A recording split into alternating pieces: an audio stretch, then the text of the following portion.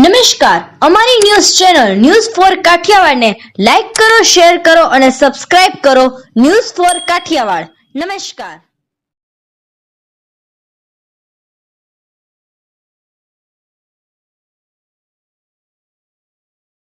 વિસાવદર સ્થાનિક લોકોની સમસ્યાઓ સાંભળવા ચાલુ વરસાદે રોડ પર ઉતરી આવ્યા ધારાસભ્ય ગોપાલભાઈ ઇટાલિયા.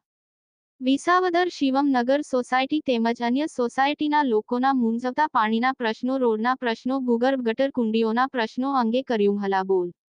શિવમનગર સોસાયટીના ભાઈઓ તથા બહેનો બહોળી સંખ્યામાં નગરપાલિકા સેવા સદન પહોંચ્યા હતા. ત્યાં કોઈ કર્મચારી જવાબદાર અધિકારીઓ ના મળતા તેઓ પ્રમુખના ઘરે પગપાળા ચાલુ વરસાદે નીકળી પડ્યા હતા. ધોધમાર વરસતા વરસાદ વચ્ચે ગોપાલભાઈ અને શિવમનગર સોસાયટીના ભાઈઓ બહેનો પ્રમુખના ઘરે પહોંચ્યા હતા.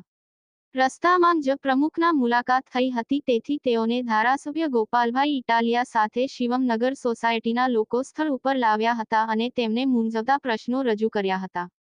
પ્રમુખશ્રીએ જવાબદારી લીધી હતી કે તમારા પ્રશ્નોનું સમાધાન બહુ ઝડપથી કરી આપવામાં આવશે. ગોપાલભાઈ ઇટાલિયા એક કાર્યરત એક્ટિવ ધારાસભ્ય તરીકે લોકોમાં સાબિત થયા હતા. ધોધમાર વરસાદમાં પણ લોકોની મદદે પહોંચ્યા હતા.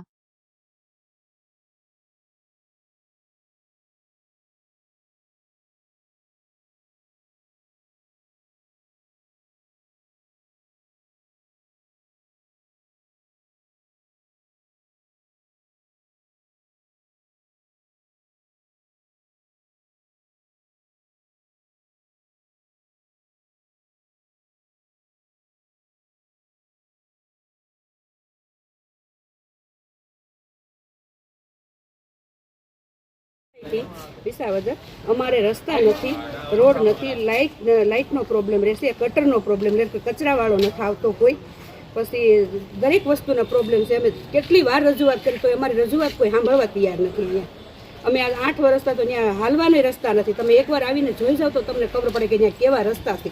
આ 4 દિવસે તો કચરાવાળો આવે છે. મત નાખવા આવે તો એ મત નાખીને અમને એમ કે આ તમારા રસ્તા થઈ જાય છે. આવા નવા અમે 3 વાર રજૂઆત કરી તો અમને કોઈ રસ્તો નથી થયો, કોઈ જાતનો અમારો વસ્તુ નથી થઈ. બોલો.